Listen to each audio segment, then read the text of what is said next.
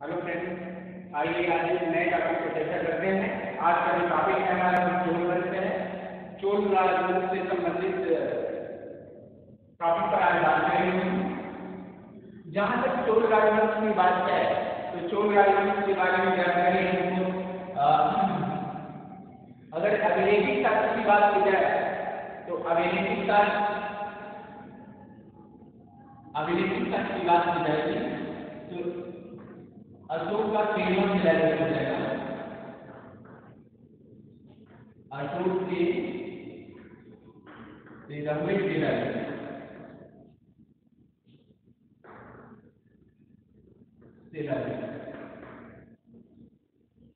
चोल राजवंश के बारे में जो प्रारंभिक हमको जानकारी मिलती है वो अशोक के 13वें शिलालेख में मिलती है, जिसमें चोल शेर पांड्य केरल पृथ्वीपुत्र आदि जैसे राजाओं का उल्लेख मिलता है। तो ये कार्मिक इसके इतिहास जानने का वो माध्यम है या साधन है जिससे चोल राजवंश के बारे में बात की जाती है या जानकारी प्राप्त होती है। अगर साहित्यिक ये तो अभिलेखित साक्ष्य की बात की जा रही है। अगर साहित्यिक साक्ष्य की बात करें कि साहित्यिक साक्ष्य कौन सा है जिससे चोल राजवंश के बारे में जानकारी प्राप्त होती है, तो साहित्यिक साक्ष्य की बात करेगा तो कात्यायन का वर्तिका,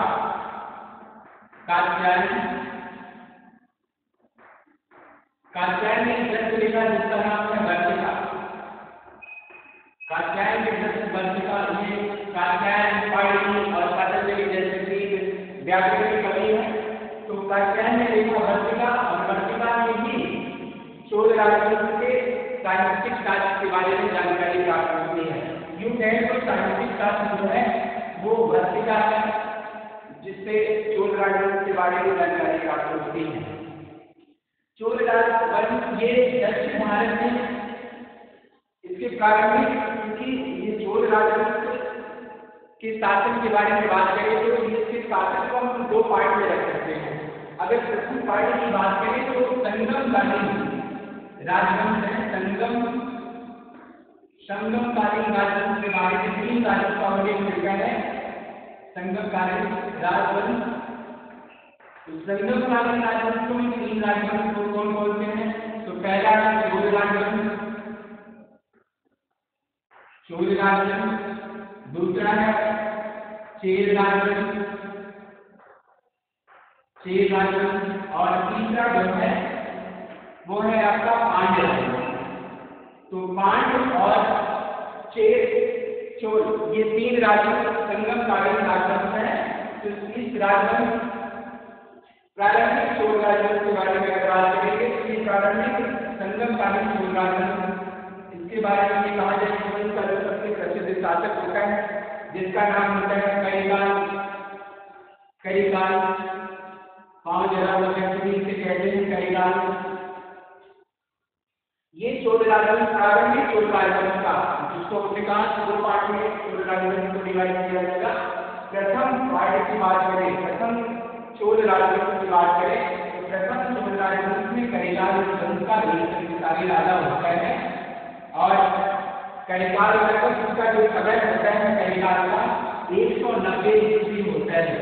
याद रखिएगा कभी भी लगभग 190 ईस्वी तक इसने करिकाल में शासन किया। तो प्रारंभिक चोल राजवंश संगमकालीन चोल राजवंश के बारे में बात करें तो संगमकालीन चोल राजवंश का सबसे शक्तिशाली राजा ये करिकाल होता है।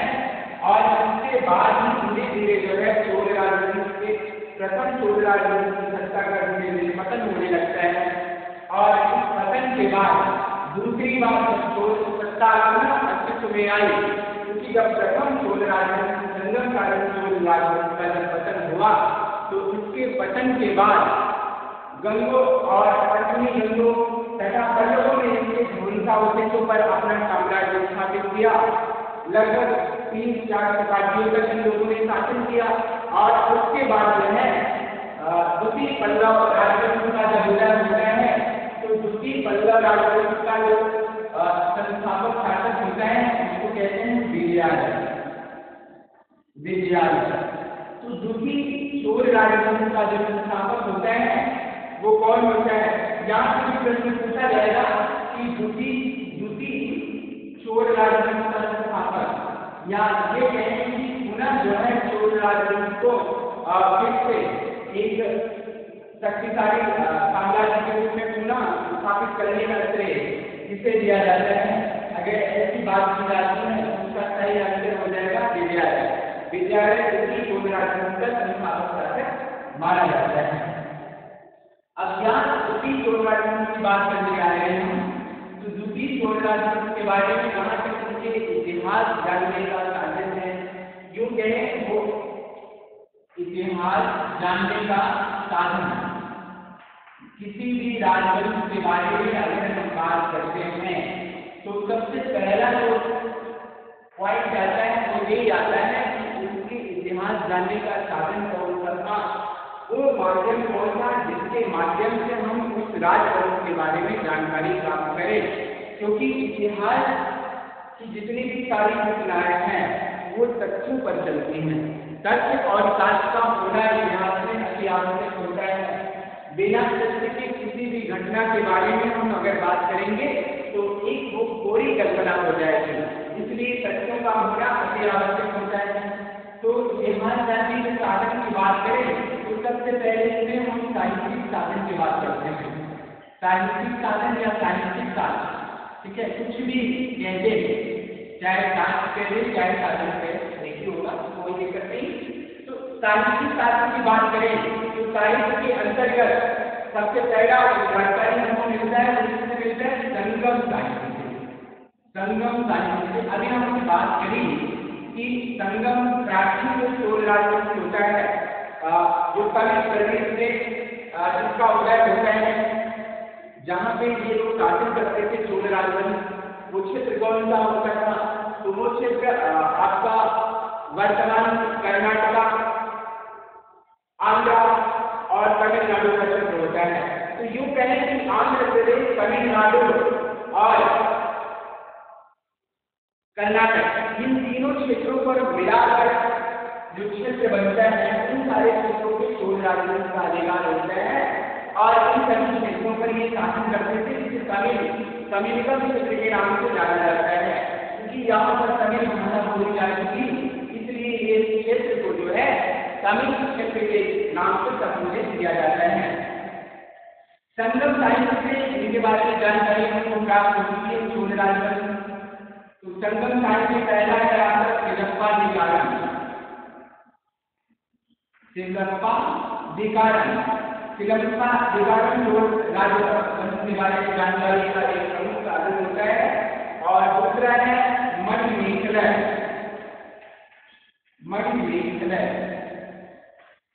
सिरप्पा दिकारम, मणिमेखला, और तीसरा है जीवक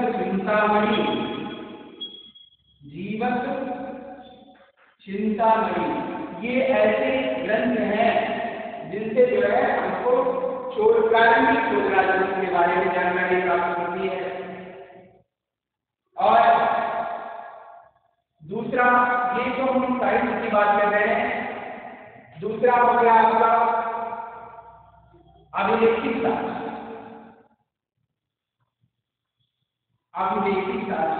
अगर बात करें अभिलेखित साक्ष्य की, तो वो अभिलेखित साक्ष्य कौन सा है जिनसे चोल राजवंश के बारे में जानकारी प्राप्त होती है? तो अभिलेखित साक्ष्य में उत्तर मेरू अभिलेख, ये परांतर प्रथम का है। परांतर प्रथम का उत्तर मेरू अभिलेख, याद रखना, उत्तर मेरू अभिलेख के परांतर प्रथम का है। इससे चोल कालीन स्थानीय प्रशासन के बारे में जानकारी प्राप्त होती है। तो यहाँ से भी एक बड़ा क्वेश्चन बनता है कि चोल कालीन स्थानीय प्रशासन प्रणाली के बारे में जानकारी हमें चोलों के किस अभिलेख से प्राप्त होती है? अगर ऐसा क्वेश्चन बनता है तो इसका सही आंसर हो जाएगा परांतर प्रथम से उत्तर मेरू अभिलेख से जो है चोल स्थानीय प्रशासन के बारे में जानकारी प्राप्त होती है। और अगला है आपका राजेंद्र प्रथम का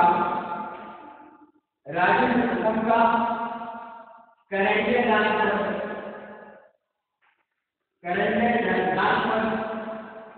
दानपत्र और तीनू वलन गाडुले।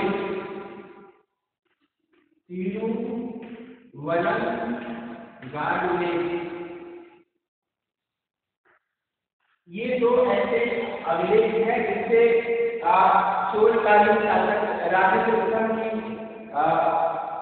सैनिक अभियान, उसके राजनीतिक इतिहास संबंधी जो भी जहाँ भी उसने जिन क्षेत्रों को देखा उन सभी के बारे में हमको जानकारी इन दोनों अभिलेखों से होती है।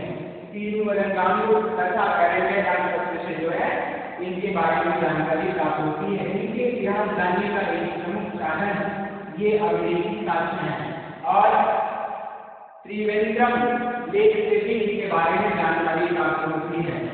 त्रिवेंद्रम लेख से भी इनके बारे में जानकारी प्राप्त होती है। तो और सिक्कों से भी इनके बारे में पता चलता है। चोलकालीन चोलों के समय में चलाए गए सिक्के हो, चाहे वो चांदी के सिक्के हो, चाहे वो सोने के सिक्के हो और चाहे वो तांबे के सिक्के हो, तो इन सिक्कों से भी चोलकालीन इतिहास के बारे में हमें जानकारी प्राप्त होती है। और किसी भी राजवंश के बारे में, उसके इतिहास के बारे में जानकारी का जो सबसे अहम माध्यम होता है या यूँ कहें कि जो सबसे प्रमुख साधन होता है, तो वो साधन होता है आपका सिक्के और अभिलेख। ये दोनों किसी भी राजवंश के बारे में जानकारी के प्रमुख ऐसे साधन के रूप में इस्तेमाल किए जाते हैं। और तीसरा है आपका विदेशी वृत्तांत या विदेशी वृत्तांत।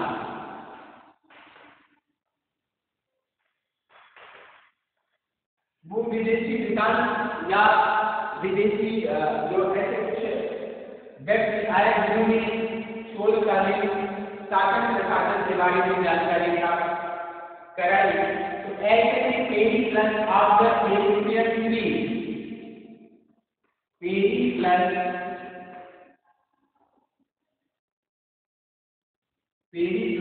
ऑफ द एशियन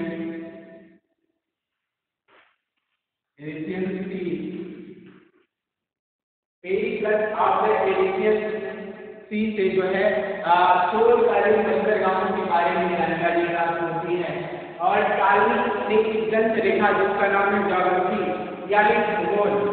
टाली एक इतिहासकार होता है, टाली इसने लिखा भूगोल, तो टाली भूगोल से भी इनके बारे में जानकारी प्राप्त होती है।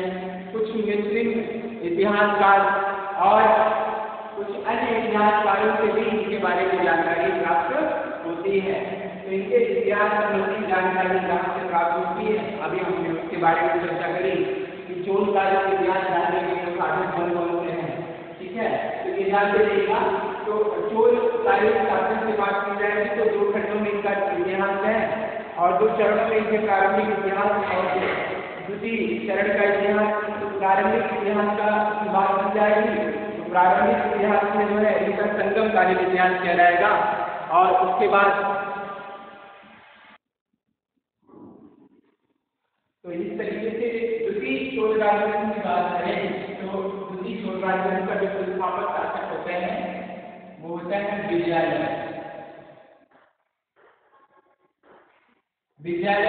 का द्वितीय संस्थापक शासक का संस्थापक होता है संस्थापक। द्वितीय चोल राजवंश का जो उदय होता है 8वीं लोही शताब्दी में, इसका संस्थापक विजयालय होते हैं। ये पल्लव का सामंत होता है, पल्लव राजवंश का ये सामंत होता है।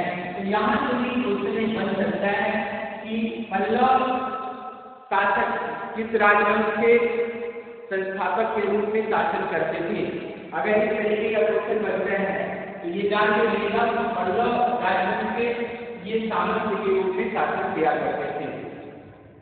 तो जब पल्लव राजवंश के अधीन ये सामंत के रूप में शासन करते हैं तो धीरे धीरे जो है इन्होंने अपनी शक्ति का विस्तार किया और अपनी शक्ति का विस्तार करके इन्होंने विजयालय के नेतृत्व में जो है पुनः अपनी एक स्वतंत्र सत्ता स्थापित करी और उनके विजयालय स्थापना में पल्लव और पांड्य के बीच में संघर्ष चल रहा था। तो पल्लव और पांड्य दोनों के बीच में संघर्ष का फायदा उठाकर विजयालय ने पांड्य राजवंश को उत्तराखंड कर दिया और पांड्य राजवंश के ऊपर इसने आक्रमण करके पांड्य राजवंश को पराजित कर दिया और पांड्य राजवंश को पराजित करके पांड्यों के अधीन क्षेत्र को इसने जीत लिया। जब इन क्षेत्रों को इसने जीत लिया तो इन क्षेत्रों को जीतने के बाद ही इसने जो है अपने स्वतंत्र इसने जिसको इसने स्थापित किया था उसका नाम होता है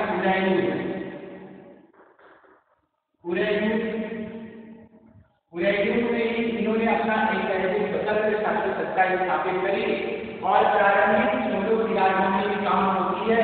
तो अगर ये पूछा जाता है कि प्रारंभिक चोल राजवंश की राजधानी कहाँ होती है तो ये प्रारंभिक चोल राजवंश की राजधानी होता है कुरैयुन। और चोलों को पराजित करने के उपलक्ष्य में ही विजयालय की उपाधि की बड़ी फेमस उपाधि है और इस उपाधि से हमेशा क्वेश्चन पूछा जाता है कि मदुरै कौन आपसे पूछा जाएगा कि ये मदुरै कौन की उपाधि किसने धारण की थी। तो विजयालय ने पांड्य राजवंश को पराजित करने के उपलक्ष्य में ही इसने विजयालय की मदुरै कौन की उपाधि धारण की थी। तो ये वेरी वेरी इंपॉर्टेंट बन गया, ठीक है।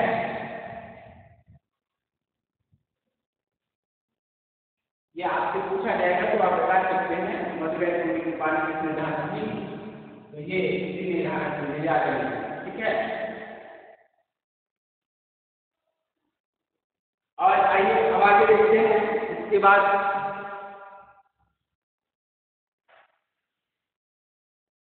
आइए आगे देखते हैं। तो विजयालय ने पांड्यों को पराजित करने के उपलक्ष्य में मदुरै कौन की उपाधि विजयालय ने नहीं बल्कि सॉरी ये इस बात को जरा सा ध्यान दीजिएगा। यहाँ थोड़ा सा मदुरै कौन की उपाधि पराजित की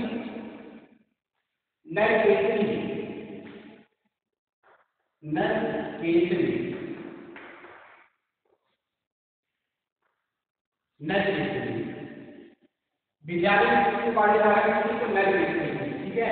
ये जान के लिएगा, यहाँ से जरा सा हो गया था। जबकि मदुरै कौन की उपाधि किसी भी को पराजित करती है,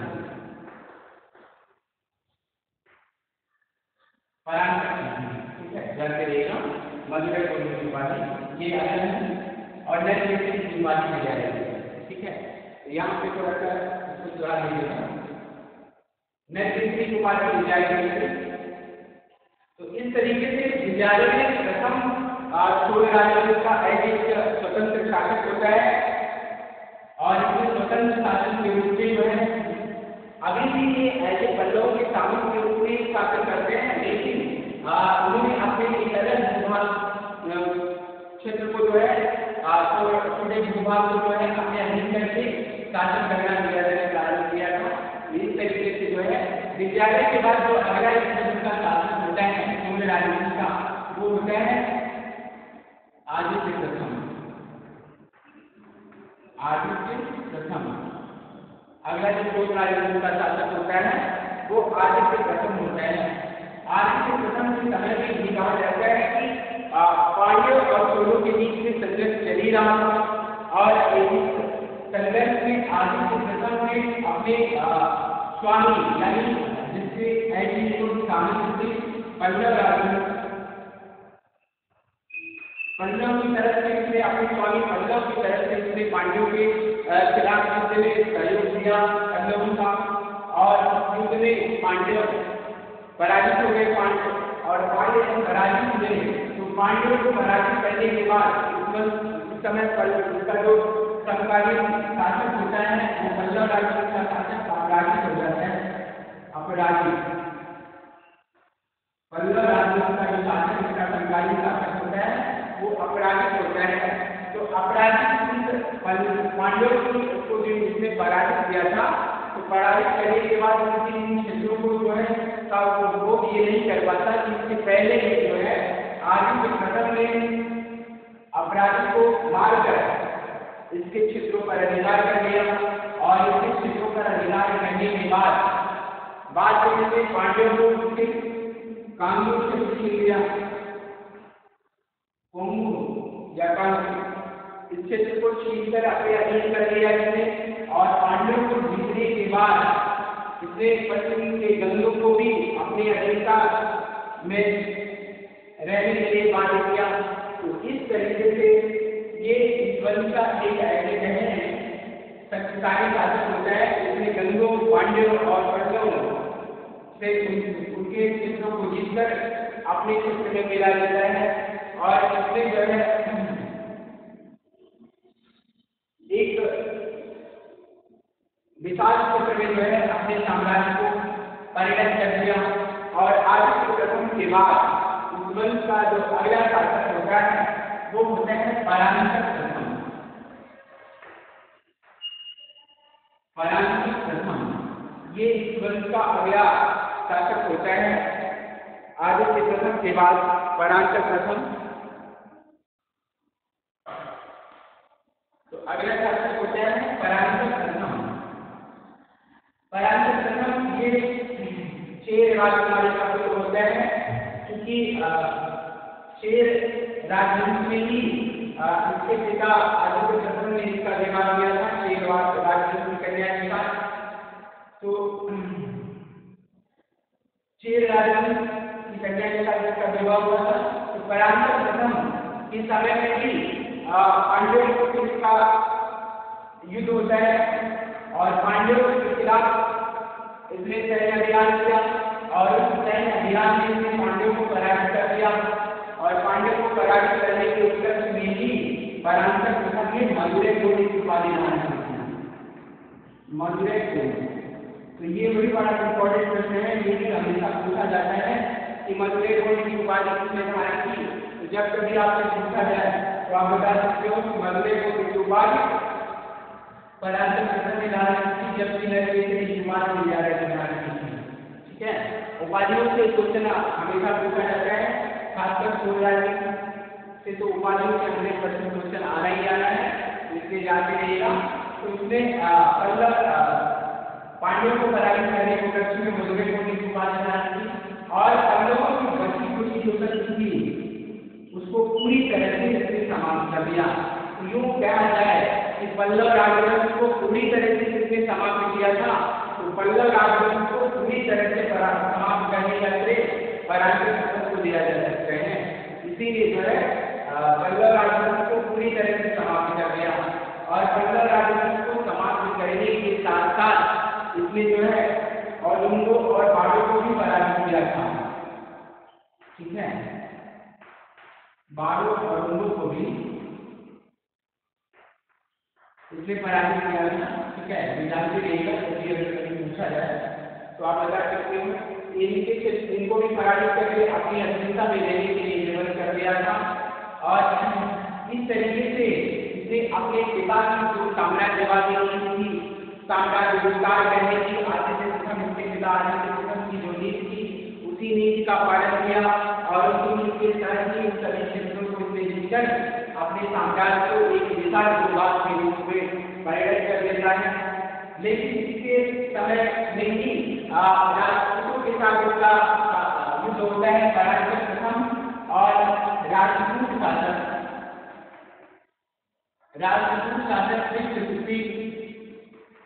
कृष्ण का युद्ध तक्षोलम का युद्ध होता है। तक्षोलम का युद्ध, तक्षोलम का युद्ध ये भी आपसे पूछा जाएगा, बहुत ही इंपॉर्टेंट प्रश्न है कि तक्षोलम का युद्ध किसके किसके बीच हुआ था। अगर ऐसा पूछा जाता है तो ये जानते रहिएगा, तक्षोलम का युद्ध कृष्ण प्रथम राजपूत शासक कृष्ण प्रथम और सोल शासक परांतक प्रथम के बीच में हुआ था। और इस युद्ध में परांतक प्रथम की हार हुई थी। परांतक प्रथम युद्ध में पराजित हो जाता है। तो ये भी बहुत ही इंपॉर्टेंट प्रश्न है कि राजपूत और सोलों के बीच में कौन सा युद्ध हुआ। अगर ऐसा पूछा जाता है तो आप बता सकते हो कि तक्षोलम का युद्ध। और दूसरे तरीके से अगर पूछे कि तक्षोलम का युद्ध किसके किसके बीच में हुआ था तो राजपूत शासक कृष्ण और सोल शासक परांतक प्रथम के बीच में। और इस में किसी हमारे में या किसी पराजय होगी तो परांतक प्रथम इस युद्ध में पराजित हो जाता है।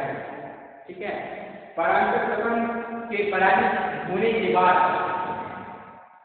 अगला जो इस वंश का शासक होता है वो होता है परांतक द्वितीय या सुंदर चोल।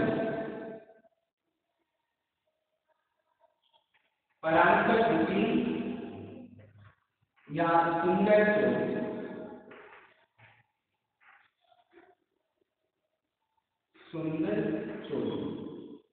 ठीक है, ये पूछा जा सकता है। यहाँ से क्वेश्चन और बनता है, वो ये बनता है कि सुंदर चोल इसका नाम था तो ये हो जाएगा परांतक द्वितीय या सुंदर चोल इसका उपनाम था। ठीक है, उपनाम से क्वेश्चन आता है। जैसे इसके बाद इसका क्वेश्चन होता है अरमोलीवर्मन या राजराज प्रथम, तो वो भी आपको पूछा जा सकता है कि अरमोलीवर्मन किसका नाम था। तो वैसे यहाँ पर भी आपको पूछा जाएगा कि सुंदर चोल का नाम था, तो आप बता सकते हो परांतक द्वितीय। ठीक है, परांतक द्वितीय या सुंदर चोल के नाम से ये जाना जाता है। अपने पिता की मृत्यु के बाद ये शासक बना और इसने पांड्य शासक 20 पांड्यों को इसने पराजित किया था। इसका भी पांड्यों के साथ युद्ध होता है और इसका जो समकालीन पांड्य शासक होता है वो होता है वीर पांड्य। ठीक है, इसने पांड्य वंशी शासक वीर पांड्य को पराजित किया और पराजित करने के बाद अपनी अधीनता में रहने के लिए वो विवश कर दिया। इस तरीके से इसने भी पांड्य राजवंश की सत्ता को चुनौती दी और पांड्य राजवंश को भी इसके लिए पराजित किया है। तो आप बता सकते हो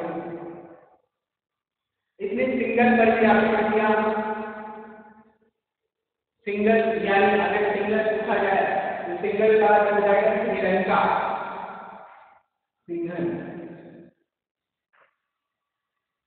इसने सिंगल पर भी आक्रमण किया। ठीक है, तो सिंगल विजय भी इसने की और राजपूतों के साथ भी इसका संघर्ष होता है। परांतक द्वितीय या सुंदर चोल का राजपूतों के साथ उसने तपोवन के युद्ध में राजपूतों को उसने पराजित किया। राजपूतों को पराजित करके हिंदू पर इसका भी अधिकार हो जाता है। तो इस तरीके से राजपूत और इनका संघर्ष तो राजवंश का संघर्ष परांतक द्वितीय के समय में भी रहा और इसके समय में इनका संघर्ष होता है। और इसके बाद जो चोल वंश का अगला शासक होता है, यूं कहें कि चोल वंश को एक शक्तिशाली राजवंश के रूप में परिणत करने का जिसे श्रेय दिया जाता है वो होता है राजराज प्रथम या अरमोलीवर्मन। राजराज प्रथम या अरमोलीवर्मन।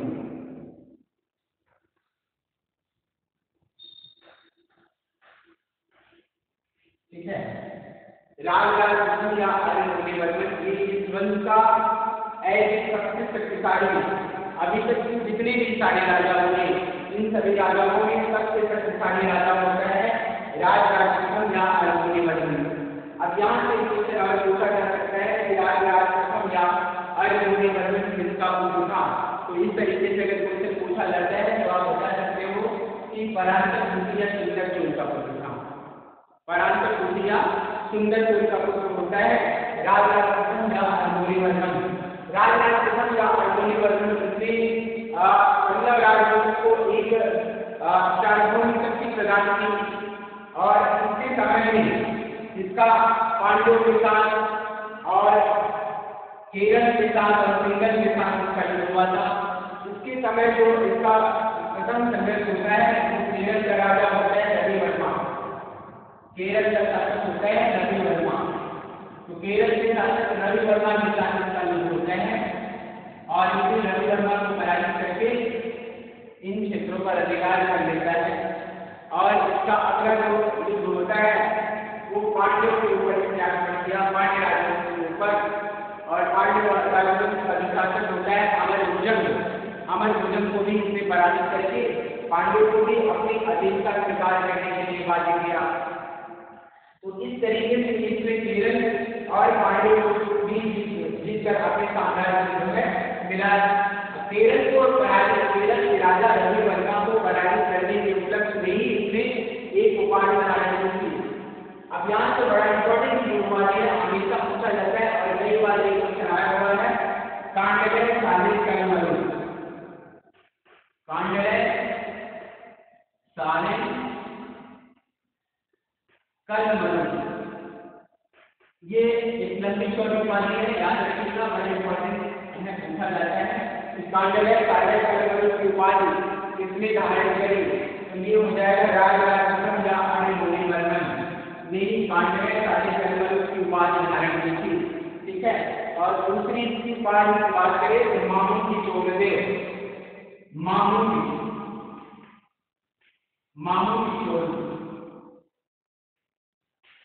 की चोलदेव की उपाधि, ठीक है, ये जान के रहेगा मामू की चोलदेव और कांडले साले कलमलु की उपाधि से धारण की तो राजराज प्रथम ने।